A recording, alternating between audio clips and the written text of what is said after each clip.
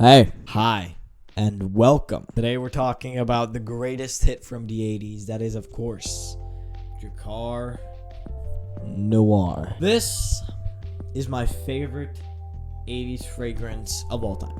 And I've tried my fair share of them. I love 80s fragrances. There's just something about them. I think I get it from my dad. He used to also really like fragrances back when he was younger. And, of course, back in the day when he was younger, it was the 80s and all, and he loved them.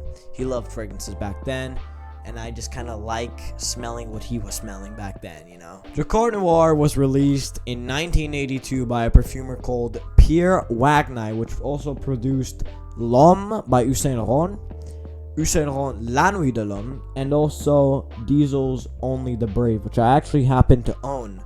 I've used up the whole bottle. It's okay. It's not my favorite fragrance in the world, but it's certainly not bad. This is an aromatic fougere, meaning it's a fougere fragrance with aromatic notes. Some of the accords in this fragrance are woody accords, aromatic accords, fresh, spicy accords, and lavender accords. This is a classic DNA. I mean, everyone from the 80s knows this scent. They've probably smelt it in some club or some shit. And it's just a mass appealing fragrance.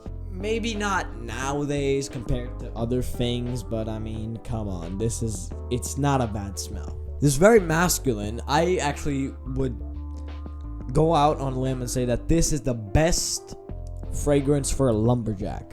It's very casual. You can wear it casually. Though, I mean, if you wanted to wear this in a formal occasion, like a party, for example, or, I don't know, a wedding, I guess you could. I don't know. I wouldn't recommend it, though. There are some downsides to this. And since this was basically the Dior Sauvage of the 80s, many people have bad memories with this. They were probably out drinking, taking whatever kind of drug there was to take back then.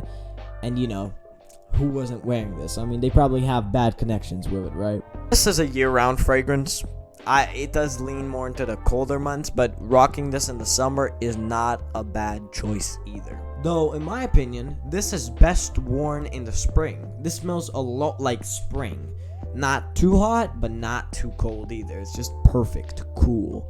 And this smells just like that. This has 24 notes. And I'm gonna read them out.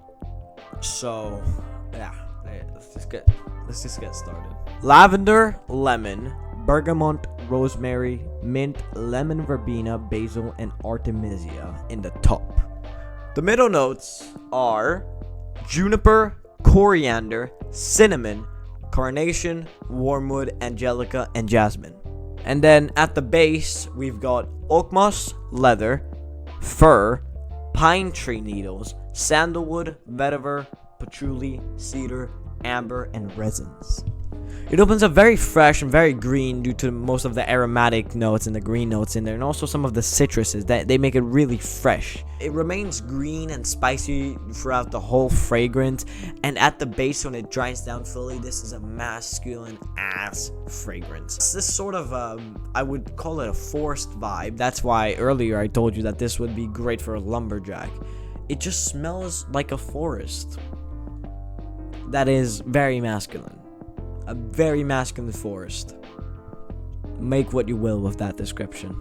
Let's talk about presentation. Well, the box looks like this. I have it, but I'm gonna be honest, I don't really want to get it, so sorry.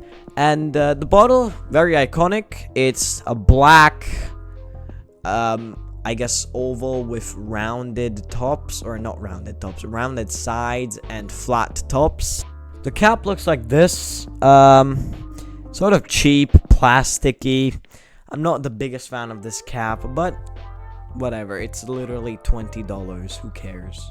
The atomizer looks like this. So, I mean, you're getting quite a lot of juice when you spray this. The price is the best part about this fragrance. As I mentioned earlier, $20 for about 100 milliliters is absolutely a phenomenal, incredible price for this fragrance. Man, you're getting a lot with it.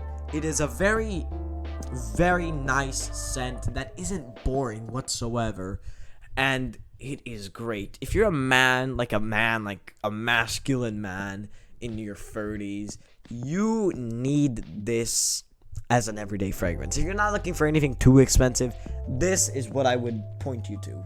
Definitely. If you're a collector like me, get this too. You need this in your collection. If you are just a young guy looking for a new fragrance, don't get this. No. This is not for someone my age. I'm still gonna wear it, but if you're just looking for a safe fragrance and you're not a collector, get someone else. Get Yves Saint Laurent Y Eau de Parfum. Get Bleu de Chanel Parfum. Get a blue fragrance. Get something more versatile. Get something better than this. Trust me, you don't want to be smelling like this as a young guy, especially if this is the only thing you have.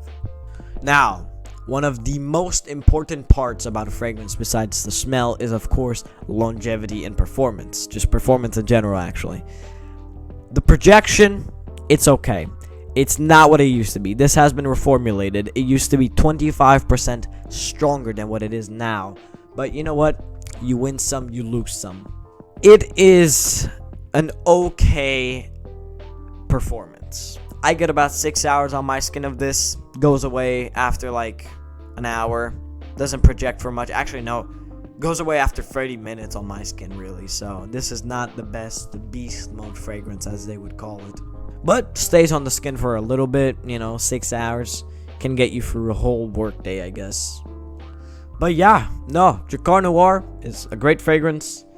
I love it. It is in my top 5 greatest fragrances from the 80s. That's for sure. If you like what you see and you like this kind of content, I have a TikTok as well.